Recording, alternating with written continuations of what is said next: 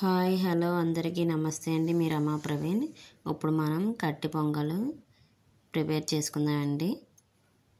గుళ్ళో చేసుకున్న టైప్లోని సింపుల్గా ఎలా చేసుకోవాలో చూపిస్తాను. ముందుగా 2 గ్లాసులు బియ్యానికి 1 గ్లాసు పెసరపప్పు వేసుకొని శుభ్రంగా కడుక్కొని కుక్కర్ పెట్టుకున్నానండి. నేను కుక్కరు 4 విజిల్స్ రావాలండి. ఈలోగా నేను పోపు అమర్చుకున్నాను.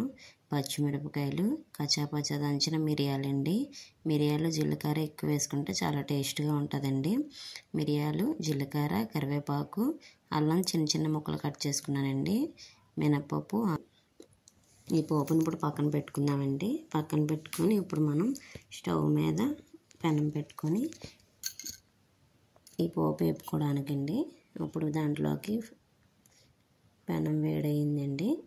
ఇప్పుడు దాంట్లోకి నేను ఆయిల్ వేసుకుంటున్నాను. నాకు సరిపడా ఆయిల్ పోసుకుంటున్నానండి.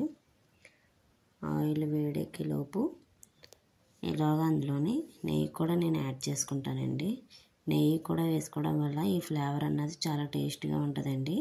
కొంచెం నెయ్యి ఎక్కువగానే పడుతుంది. ఈ కట్టి పొంగల్ అంటే మిరియాలు, జీలకర్ర, ఈ నెయ్యి మెయిన్ టేస్ట్కి చాలా టేస్టీగా ఉంటుందండి. గుళ్ళో ఎలాగైతే చేస్తారో ఆ టేస్ట్ ఇంట్లో కూడా వస్తుందండి. చాలా టేస్ట్గా ఉంటుందండి. ఇప్పుడు ఈ పోపులన్నీ అందులోకి వేసి స్లో మీడియంలో పెట్టి బాగా ఫ్రై చేసుకోవాలండి. బాగా డీప్ ఫ్రై చేసుకొని బాగా పోపు వేగితేనే దాని స్మెల్ బాగుంటుందండి రైస్కి.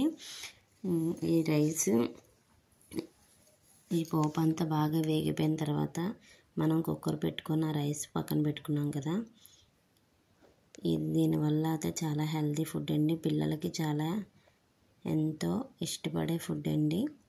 మిరియాలు అన్నీ వేయడం వల్ల కొంచెం హెల్తీగా ఉంటుంది. నేను కొంచెం సాల్ట్ కూడా యాడ్ చేసుకున్నాను. రుచికి సరిపడా సాల్ట్ వేసుకున్నాను. ఇదిగోండి రైస్ నేను ఉడికించి పక్కన పెట్టుకున్నాను. 4 విజిల్స్ వచ్చింది. ఆ రైస్ అంతా ఇప్పుడు ఈ పోపులోకి యాడ్ చేసుకోవాలండి. ఒకసారి పోపు కలుపుకొని ఈ రైస్ అంతా అందులో యాడ్ చేసుకోవడం వల్ల మనకి ఆ ఫ్లేవర్ అన్నది ఆ రైస్కి పడుతుందండి. ఇప్పుడు నేను మొత్తం రైస్ అంతా ఇందులోకి యాడ్ చేసుకుంటున్నానండి. రైస్ ఫ్లేవర్ అంతా మొత్తం అంతా ఈ రైస్కి మొత్తం శుభ్రంగా కలుపుకోవాలండి. ఎక్కడ ఉప్పు లేకుండా, పోపు అన్నది ఎక్కడ లేకుండా మొత్తం ఈ రైస్కి అప్లై చేసుకోవాలి శుభ్రంగా. ఇదిగోండి టేస్టీ సింప్లీ కట్టి పొంగలి ప్రిపేర్ అయిపోయింది. చాలా టేస్ట్గా ఉంటుందండి. ఈ వర్షాకాలంలో ఇలా చేసుకుంటే పిల్లలకి చాలా మంచిదండి. పిల్లలకి, పెద్దలకి ఈ జలుబు చేసినప్పుడు ఇది తింటే చాలా మంచిదండి. చాలా టేస్ట్గా ఉంటుందండి. నా సింప్లీ టేస్టీ కట్టి పొంగల్ మీ అందరికీ నచ్చితే లైక్ చేయండి, షేర్ చేయండి, సబ్స్క్రైబ్ చేయండి ఫ్రెండ్స్. ఇలాంటి వీడియోస్ అన్నీ పెడతా ఉంటాను. Bye friends, love you all. Bye bye.